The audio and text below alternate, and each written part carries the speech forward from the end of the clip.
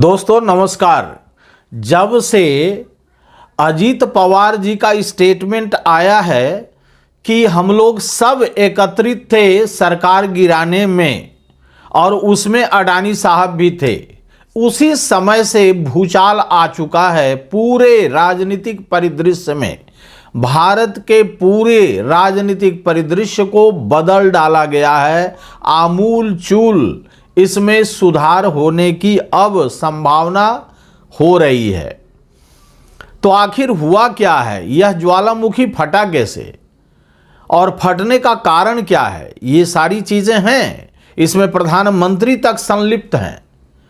तो ये सारी चीजें अब ये अडानी जी को प्रधानमंत्री के साथ, फिर गृह मंत्री के साथ, यानी पूरे राजनीति के साथ अडानी जी को अब जोड़ा जा रहा है। तो राजनीति के किस स्टीयरिंग पर अडानी जी विराजमान हैं, इसकी भी चर्चा हम लोग करने जा रहे हैं इस वीडियो में।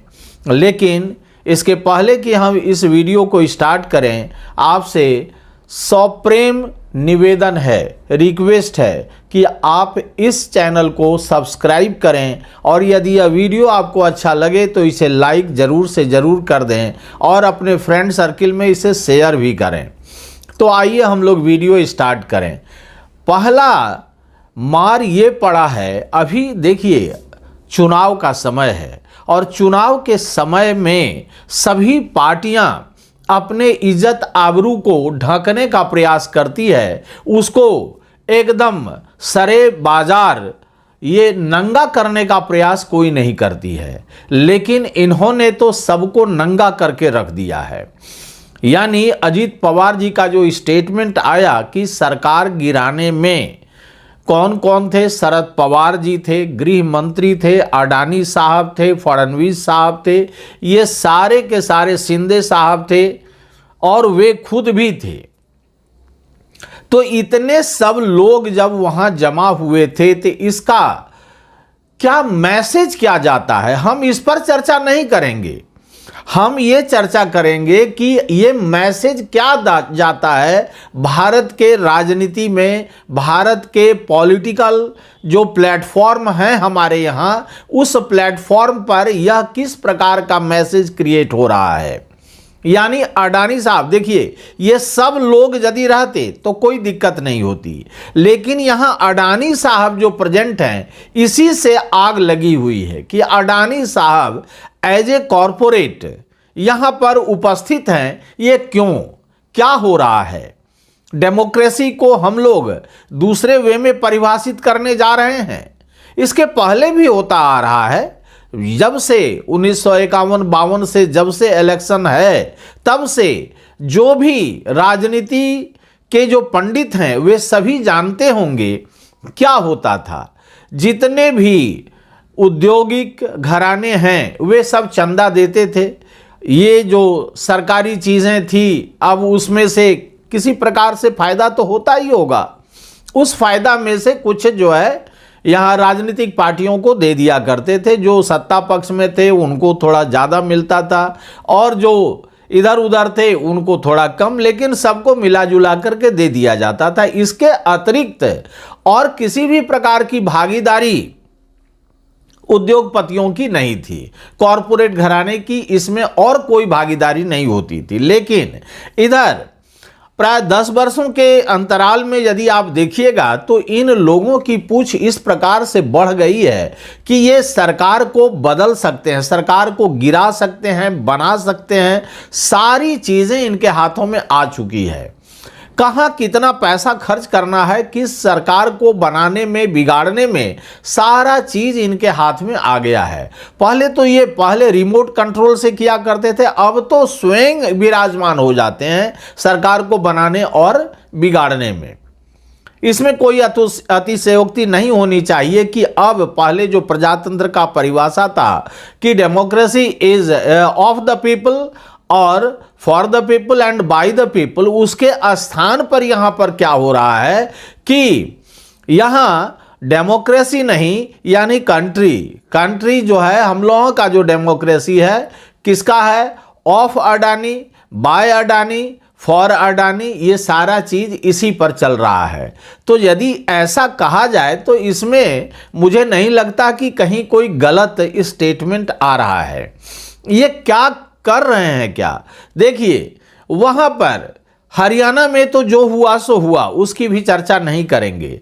तो यहां ये महाराष्ट्र और झारखंड में क्या होगा?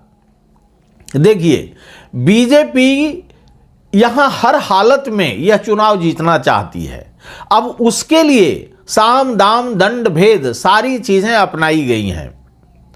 पहले तो लगा कि जो आरएसएस है उसका बीजेपी के साथ संबंध जो है 36 का हो गया है, लेकिन इन सब चीजों को मिला लिया गया है, आत्मसात कर लिया गया है, उन्हें मिला उला करके सबको एक साथ लाया गया। अब उसको एक साथ लाने में जो खर्च लगा वह सब it is borne by Adani. ये सारा चीज अभी पैसे का खेल। आप कह रहे हैं हमारे जो चुनाव आयुक्त साहब हैं वे क्या कर रहे हैं? वे दूसरे के बैग और हेलीकॉप्टर वगैरह की जांच कर रहे हैं। क्या कभी आपने, हाँ, एक दिखावा के लिए ये गडकरी जी का बैग वगैरह चेक वगैरह हुआ है, लेकिन और किसी का नहीं, कभी भी नहीं हो सकता है।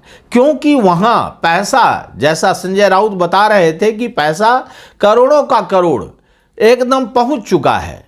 पैसे का खेल होना ही होना है। और ये पैसा आएगा कहां से? कल ही मैंने अपने वीडियो में कहा था कि ये सारा पैसा अडानी के द्वारा ही डिस्चार्ज किया जा रहा है और ये सब पैसे के खेल से जीतेगी बीजेपी वहां महाराष्ट्र में और झारखंड में भी। वो यदि जीत जाती है तो यह इसे अडानी का ही ब्लेसिंग कहिएगा। जनता के ब्लेसिंग को इसको इस रूप में लेने का कोई जरूरत नहीं है। यानी वे चाह रहे हैं किसी भी प्रकार से। देखिए, इसके लिए कल ही मैंने कहा था वीडियो में कि इसका कारण क्या है।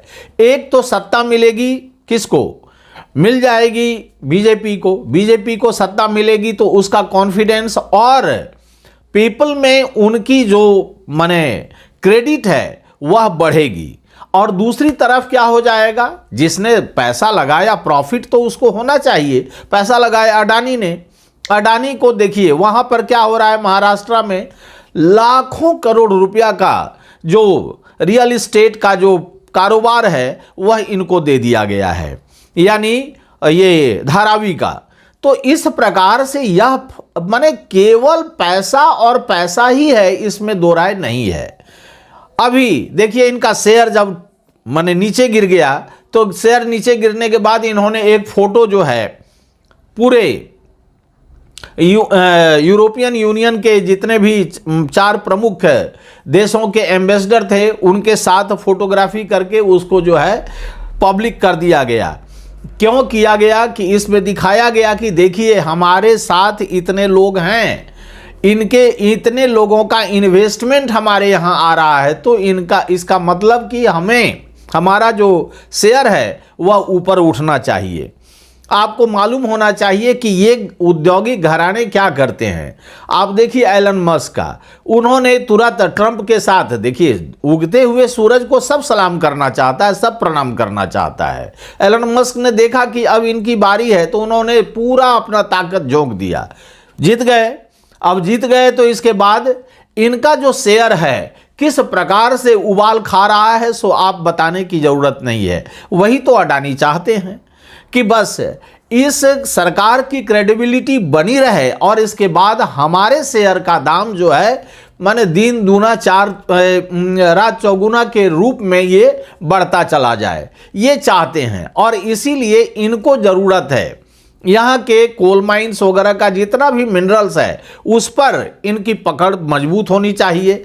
कॉरपोरेट जगत का जो सेंटर है यानी मुंबई, ये क्या है? कॉमर्शियल कैपिटल ऑफ इंडिया कहा जाता है। तो कॉमर्शियल कैपिटल ऑफ इंडिया में भी इनकी मजबूत पकड़ होनी चाहिए और उसके लिए होना चाहिए कि बीजेपी की सरकार वहां रहे, तो फिर इनकी बल्ले बल्ले है। और इसके द्वारा ये जो गेटवे ऑफ इंडिया हो गया, यहाँ Maharashtra is the gateway of India. अब ये क्या कर रहे हैं? इसके बाद ये जाएंगे हर जगह, दूसरे जगह, तीसरे जगह, चौथे जगह कि देखो हमने यहां पर कब्जा कर लिया है। अब पैसे की कमी तो है नहीं, अब तुम्हें किसी भी रूप में हम खरीद सकते हैं, किसी भी रूप में ये कर सकते हैं। अब यहां पर प्रश्न उठता है जो मैंने थंबनेल लगाया है कि इन्होंने वार्निंग दी है। वार्निंग किसे दी है? मोदी सरकार को। क्या दिया है वार्निंग?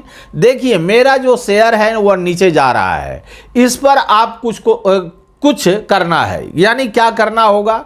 जैसे हर्षद मेहता वाला स्थिति आप देख ही रहे हैं, उसमें क्या पोजीशन हुआ था, तो ऐसा कुछ किया जाना चाहिए शेयर मार्केट में, या हमारा ही जो प्रॉफिट है उसको इस प्रकार से इंक्रीज करना होगा, सरकार को करना होगा, जिससे कि हमारा शेयर कभी नीचे नहीं आने पावे, यानी प्रॉफिट ही प्रॉफिट हमारा बना रहे। यदि ऐसा नहीं होता है तो हम तो बिजनेसमैन है भाई, हमारे लिए मोदी जी या हमारे लिए राहुल जी या हमारे लिए कोई और जी सब बराबर हैं। लेकिन अंतर यही है कि आप हमें प्रॉफिट देते रहिए। यदि प्रॉफिट मिला तब तो ठीक है, यदि प्रॉफिट नहीं मिला तो सरकार गिराने में हमें कोई दिक्कत नहीं आएगी, क्योंकि इसके हम चैंपियन बन चुके हैं, जिसका नज़ारा आपने देख ही चुका है कि किस प्रकार से मध्य प्रदेश या और भी दूसरे प्रदेशों में मैंने खेला किया है। अभी हाल ही में हरियाणा में खेला करके आ चुके हैं और अब खेला करेंगे अब महाराष्ट्र और झारखंड में। तो यह तो केवल ट्रेलर है, फिल्म अभी बाकी है। इसीलिए यदि आप हमें सहायता नहीं कीजिएगा, दिस इज द वार्निंग, यही मेरा थंबनेल है कि आप यदि मुझे, यानी सरकार मुझे यदि सपोर्ट नहीं करती है तो मैं सरकार को सपोर्ट नहीं करूंगा, और यदि मैं सपोर्ट नहीं करूंगा तो सरकार गिर जाएगी, एकदम निश्चित गिर जाएगी। अभी मान लीजिए 2 धड़ा हैं, आपको मैं बता देता हूं अंदरूनी चीज। एक तरफ नायडू साहब हैं, दूसरे तरफ यहाँ नीतीश बाबू हैं। ये दोनों बैसाखी मजबूत बैसाखी है, लेकिन इनको पकड़ने वाले और इनको ग्रिप में लेने वाले कौन हैं? अडानी जी हैं। यदि दोनों ये छिटक गए तो मुश्किल हो गया। इसीलिए अडानी जी कह रहे हैं कि हमारे फेवर में कुछ न कुछ निर्णय लिया जाए, और नहीं तो हम सरकार गिराने में कोई भी कोर कसर उठा करके नहीं रखेंगे, तुरंत सरकार गिर जाएगी, इमीडिएट। और दूसरे की सरकार फॉर्म कराने में हमें महारत हासिल है, हम तुरंत फॉर्म कर देंगे दूसरे की सरकार। यानी अब ये स्थिति हो गई है भारत में कि अब सरकार को गिराना, सरकार को बनाना अब पॉलिटिशियन के बूते की बाहर की चीज हो गई है। अब इसमें कॉरपोरेट ढुक चुका है अंदरूनी मामले में, वहां बैठ करके कितना कुछ दिया जाना है, कितना कुछ लिया जाना है, सारा निर्णय इन लोगों के द्वारा हो रहा है। और इस प्रकार से सारी की सारी चीजें जो हो रही है, अभी टैक्स कितना क्या होना चाहिए, कैसे किस प्रकार से, माने इतना है आपको मैं बता दूं कि एडमिनिस्ट्रेटिव ऑफिसर किस प्रकार के होंगे, कहां किसकी पोस्टिंग होगी, यह भी अब अडानी साहब ही निर्धारित करेंगे, कोई दूसरे नहीं कर सकते हैं। और किसमें कहां इन्वेस्टमेंट, हमारा इन्वेस्टमेंट दूसरे कंट्री में कैसे होगा, इसके लिए आप सोचिए, मैं नहीं सोचने वाला हूं, आपको करना होगा। और इस प्रकार से यदि आप करते हैं तो आपकी सरकार बची रहेगी, वरना आपकी सरकार निश्चित रूप से गिर जाएगी। तो ये सारी चीजें क्यों हो रही है? इसलिए कि हमारे यहाँ कॉरपोरेट अब इस प्रकार से बढ़ चुका है कि अब पॉलिटिकल पार्टीज का अस्तित्व अब खतरे में दिखाई पड़ रहा है। यदि बीजेपी का ये स्थिति है तो और पार्टियों की स्थिति कहां चली जाएगी? आप इसी पर जरा सा ध्यान रखिए कि कैसा जो है माने संपूर्ण परिदृश्य किस प्रकार से बदल रहा है, पलट रहा है। एक दूसरे को नीचा दिखाने के लिए ये सारे चीज जो हैं इस प्रकार से किए जा रहे हैं कि कहने की बात नहीं है। और उसमें अडानी जी चमत्कारिक रूप से ऊपर की ओर जा रहे हैं। और इनका अब ये जो आने वाले दिनों में ये जो फैसला होगा इन दोनों प्रदेशों में किस प्रकार का, यदि ये जीत जाते हैं और जिताने का सारा मुद्दा, सारा चीज अपने हाथों में इन्होंने ले लिया है। अब इसके बाद क्या होगा आने वाले समय में? क्या सरकार इनकी बन जाएगी? इनकी बन जाएगी तो उनकी क्या बनेगी, यानी उनका प्रॉफिट क्या होगा? इसी पर झगड़ा है। और ये झगड़ा यदि सुलझ जाता है तब तो बीजेपी ठीक से चलेगी, और यदि ये नहीं सुलझता है तो बीजेपी भी सांसद में रहेगी, गिरेगी, बजड़ेगी, पता नहीं क्या होगा। तो देखिए आने वाले समय में किस प्रकार से भारत की राजनीति पटकनी खाती है या सीधे खड़ा हो जाती है, यह हम और आप सुनिश्चित करें आगे आने वाले समय में। तो इस वीडियो में इतना ही। यदि यह वीडियो आपको अच्छा लगे तो इसे लाइक करना ना भूलें और शेयर भी ज़रूर से ज़रूर करें, और कमेंट सेक्शन में जाकर अपनी राय मुझे इस वीडियो पर ज़रूर से ज़रूर दें। धन्यवाद।